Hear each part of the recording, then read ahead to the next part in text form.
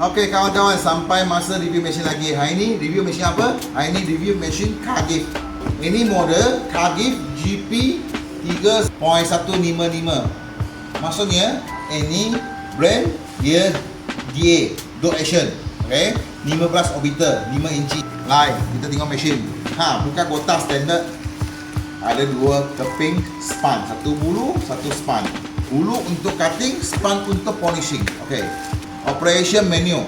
Ini satu, Allen key satu, carbon brush satu. Okey, set siap. Pemegang satu. Okey. Lepas tu ini mesin dia lah. Lai. Tengok mesin dia cantik weh.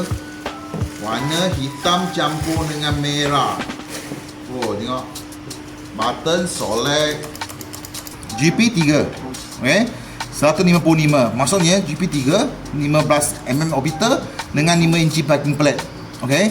Wattan 2300V. Okey. Power dia 1100 watt. Pusingan low speed okey 2500 per minit. High speed 5200 per minit. Lepas tu backing plate nampak 125mm. Maksudnya 5 inci. Orbit 15mm. Oh, magic ini sikit nama. Sama juga setiap mesin Cargill polisher, bila anda nak kerja tempat luas, okey, anda boleh tekan button on off. Tepi sini ada button lock. Inilah boleh tekan dia. Tengok speed nombor 1. Lock button tepi ni. Dia dah boleh stable.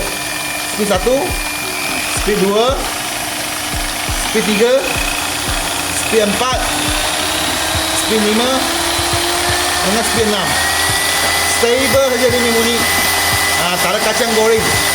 Kan? Tak ada kacang goreng ni. Mayacun. Okey. Lepas. Dah.